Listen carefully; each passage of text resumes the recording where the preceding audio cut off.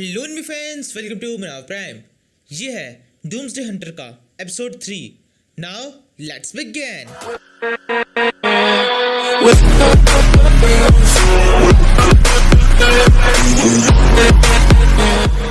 Episode की शुरुआत देखते हैं। शेन और उसके साथ में एक बंदा एक बंकर के अंदर है जो चारों तरफ से एक मैजिकल शील्ड से प्रोटेक्टेड है। इस शील्ड की वजह से बाहर की कोई मॉन्स्टर अंदर नहीं देख सकते हैं, लेकिन अंदर जो भी लोग हैं वो सब बाहर देख सकते हैं। इसी समय उस बंकर के पास से एक बहुत बड़ा मॉन्स्टर गुजरता है। वो बड़ा सा मॉन्स्टर उस बंकर को देखने तो नहीं पाता, लेकिन उसके वजह से गुजरने के कारण उस बंकर की उस शील्ड काफी ज्यादा कमजोर हो जाती है। उस मॉन्स्टर के पास जाते ही उस शील्ड के अंदर पड़ना शुरू हो जाती है और फिर देखते देखते एक साइड से शील्ड टूट भी जाती है। बाहर के साइड के मॉन्स्टर अब अंदर देख सकते हैं। शेन चिल्ला के अपने साथी से कहता है जिसका डर था वो हो गया है, शील्ड टूटना शुरू हो गई है। जैसा कि मैंने तुमसे कहा था, इस शील्ड को बनाए रखने के लिए हमें स्पिरिट स्टोन की जरूरत है। जल्दी से जाओ और स्पिरिट स्टोन का यूज करके इस शील्ड को वापस से ताकतवर बनाओ और कोशिश करो इस शील्ड को तुम वापस से फॉर्म कर सको। शेन ये कह रहा होता है, तभी वो सारे मॉन्स्टर शेन की तरफ भागते हुए आने लगते हैं। शेन तुरंत उनकी तरफ देखता है और अपना एक एरो उनके ऊपर फायर कर देता है। पहला एरो सीधे जाकर एक मॉन्स्टर के आता है और मॉन्स्टर तुरंत मर जाता है। ये देखकर शेन कहता है ये काफी ज्यादा अच्छा है। इन मॉन्स्टर्स के ऊपर दूर दूर से अटैक करना काफी ज्यादा आसान है। मेरे पास में 2 नई स्किल्स है, इनकी मदद से मैं इन्हें संभाल सकता हूँ। ये कहते हुए शेन अपनी सेकंड स्किल कंसेक्यूटिव शूटिंग का यूज कर देता है। शेन के स्किल को यूज करते ही उन सारे मॉन्स्टर्स के ऊपर लगातार कई सारे तीर गिरने लगते हैं और एक ही झटके में कई सारे मॉन्स्टर मर जाते हैं। तभी शेन को एक स्किल विंडो शो होती है जिसके ऊपर लिखा हुआ है तुम्हारा लेवल अप हो गया है, अब तुम कल्टिवेशन के सेकंड लेवल पे पहुंच चुके हो। ये देखकर शेन थोड़ा सा खुश होता है और फिर सोचने लगता है अभी खुश होने का टाइम नहीं है। एक बहुत बड़ी प्रॉब्लम है जो कि कभी भी आ सकती है, वो फेसलेस जायंट हो सकता है दोबारा से हमारे ऊपर अटैक करे। इसी समय शेन के साथ वाला बंदा शेन के पास में आता है और उससे कहता है मैंने शील्ड को वापस से फॉर्म कर दिया है, इसके लिए काफी ज्यादा एनर्जी यूज हुई है। मुझे यकीन है ये शील्ड काफी लंबे टाइम तक अब यहाँ पे टिक पाएगी। शेन कहता है मुझे ऐसा नहीं लगता, मुझे लगता है कुछ गड़बड़ है। दूसरा बंदा कहता है क्या गड़बड़ है, वो फेसलेस जायंट यहाँ से जा चुका है, इसके अलावा और क्या गड़बड़ हो सकती है। शेन कहता है उससे भी बड़ी दिक्कत एक आने वाली है। फेसलेस जायंट अकेला मॉन्स्टर नहीं है जो कि यहाँ पर अपीयर हुआ होगा, मुझे पूरा यकीन है उसके साथ में कई सारे हाई टियर के सोल्जर्स भी अपीयर हुए होंगे, वो जल्दी हम पर अटैक करने के लिए आएंगे। ये शील्ड फॉर्मेशन जिसकी वजह से हम यहाँ पर अभी तक बचे हुए हैं, ये भी उन सोल्जर्स के ऊपर काम नहीं करेगा। ये सब कुछ इतना ज़्यादा जल्दी हो रहा है कि मुझे ऐसा लग रहा है कुछ बहुत बड़ा है जो कि होने वाला है। इसी के साथ ही थोड़ा टाइम बीतता है, सुबह हो गई है। शेन और उसके साथ वाला बंदा दोनों उस बंकर के अंदर एक ऊंचाई पे कहीं बैठे होते हैं और दूर दूर देख रहे होते हैं। तभी शेन के साथ वाले बंदे को दिखाई देता है बहुत सारी धूल कहीं पे उड़ रही है।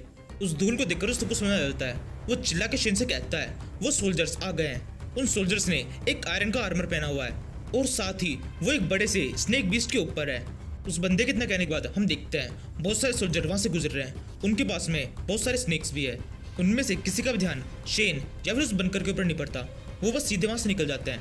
वो सबके सब सीधे उस दिशा में जाते हैं जहां पर वो फेसलेस जायंट गया है।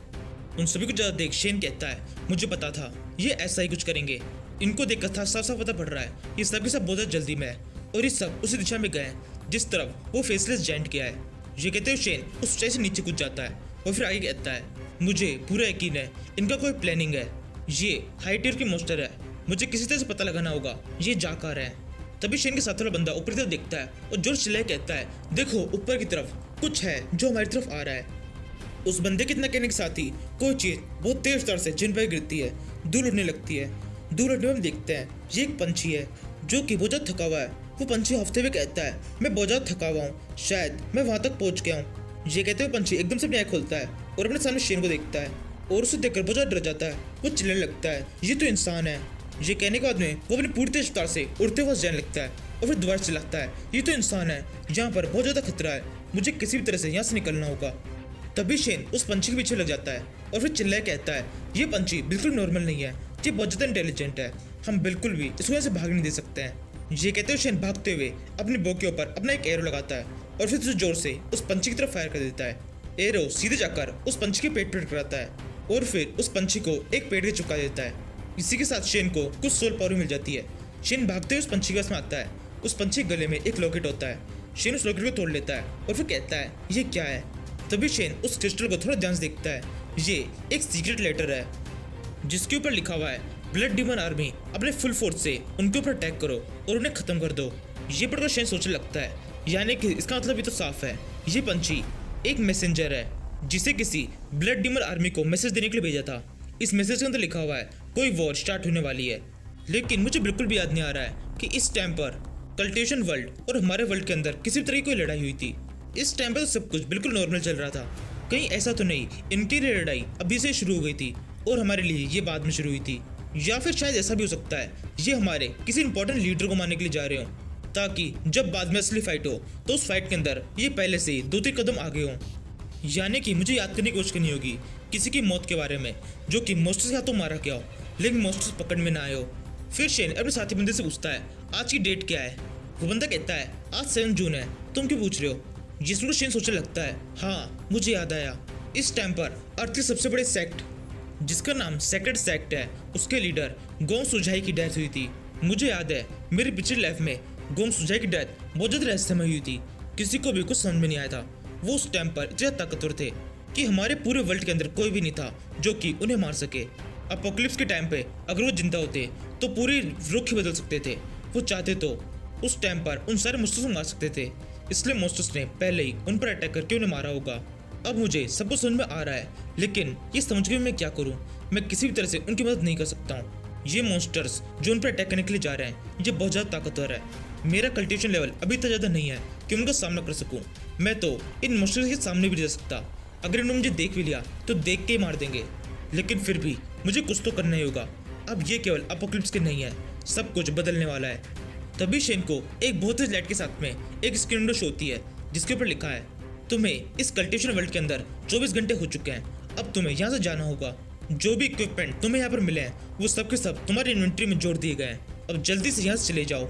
उस सिस्टम विंडो के इतना कहने के साथ ही शेन की बॉडी पिक्सल बन के वहाँ से गायब होने लगती है। शेन कहता है ये सब क्या हो रहा है, क्या मैं वापस से अपने असली वर्ल्ड में जा रहा हूँ। इसी के साथ ही शेन वहाँ से गायब हो जाता है और फिर हमें एक असली वर्ल्ड का सीन दिखाते हैं। ये है ओरिजिनल अर्थ जहाँ पर बहुत सारी बिल्डिंग्स है, आसमान में बहुत सारे प्लेन्स उड़ रहे हैं। एक जगह पर काफी सारी भीड़ है, उस भीड़ के अंदर बीच में हल्की सी लाइट दिखाई दे रही है। उसी लाइट के अंदर से अचानक से शेन वहाँ पे अपीयर हो जाता है। किसी का भी शेन में बिल्कुल ध्यान नहीं जाता, सबके सब अपने बातों में मगन रहते हैं। शेन इधर उधर देखता है और फिर कहता है ये तो मेरा हाई स्कूल है और ये है अर्थ उस टाइम की जब यहाँ पर डिस्ट्रक्शन शुरू नहीं हुआ था। तभी शेन को पीछे की साइड से एक आवाज आती है। शेन इस आवाज को सुनते पीछे जाता है। वो पीछे की तरफ मुड़ के देखता है, पीछे एक लड़की होती है। इस लड़की का नाम इस सीरीज के अंदर सुअर बताया है। सच में सुअर, इस लड़की का नाम सुअर है।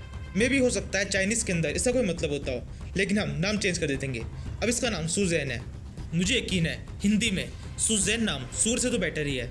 सुजैन शेन से कहती है जैंग ने मुझे बताया तुम मुझसे कुछ बात करना चाहते हो, तो मैं बात करने आई हूँ। इसी समय वहाँ पर एक लड़का जो होता है जिसका नाम जैंग है। जैंग शेन का एक काफी अच्छा दोस्त है। जैंग वहाँ पर आके हंसते हुए सुजैन से कहता है हाँ सुजैन बिल्कुल, इसको तुमसे बहुत जरूरी बात करनी थी। इस टाइम पर शेन को कुछ ही समझ में नहीं आ रहा होता है, लेकिन शेन के अलावा आसपास में जितने भी लोग खड़े होते हैं उन सभी को पता है कि शेन ने क्या बात करने के लिए इस लड़की को यहाँ पर बुलाया है। उनमें से एक कहता है तुम जानती हो ये लड़का शेन आज इस लड़की सुजैन को प्रपोज करने वाला है। दूसरी लड़की कहती है नहीं मुझे ऐसा नहीं लगता, इसको देख के नहीं लग रहा ये ऐसा कुछ करने वाला है। फिर हम शेन को देखते हैं। शेन इस टाइप में बिल्कुल भी किसी को प्रपोज करने की मूड में नहीं होता। वो बहुत ज़्यादा गुस्से में होता है और लगातार जैंग जी को घूर रहा होता है। शेन सोचता है मुझे याद है मेरी पिछली लाइफ में जी मेरा बहुत अच्छा दोस्त था, कम से कम मुझे तो ऐसा ही लगता था, लेकिन ये पूरी तरह से मेरी गलतफहमी थी। पिछली लाइफ में इसने मुझे एक अजीब सा पॉइजन दे दिया था जिससे मैं बहुत ज़्यादा नशे में आ गया था। उस पॉइजन को देने के बाद भी जैंग ही चाहता तो मुझे संभाल सकता था, लेकिन इसने मुझे ज़बरदस्ती सुजैन से बात करने के लिए कहा और सुजैन के सामने मैंने कुछ बहुत सारी गलती हरकत कर दी और रिजल्ट के रूप में मेरे गाल पे एक बहुत तेज थप्पड़ आगे बढ़ गया और सुजैन ने हमेशा हमेशा के लिए मेरे से दोस्ती तोड़ दी। सब जगह पर मेरा इंप्रेशन पूरी तरह से खराब हो गया, लेकिन अब मेरे पास से मौका है, मैं इसे ठीक कर सकता हूँ। इस बार मुझे पहले से पता है ये क्या करने वाला है, तो इस बार सब कुछ बदल जाएगा। मेरी इस लाइफ के अंदर मैं उन गलतियों को बिल्कुल भी रिपीट करने वाला नहीं हूँ। तभी ज़ेंगी वापस से शेन की हिम्मत बनाने लगता है। वो उसे कहता है शेन कह दो जो कहने के लिए तुमने सुजैन को यहाँ पे बुलाया है। इसी समय आसपास खड़े सारे लोग भी शेन की हिम्मत बनाने लगते हैं। वो सभी शेन से कहने लगते हैं हाँ शेन कह दो जो तुम कहना चाहते हो। इसके बाद में शेन सुजैन की तरफ देखता है और क्या कहता है ये अगले एपिसोड में पता पड़ेगा। यहीं पर इस एपिसोड को खत्म करते हैं। Thank you for watching.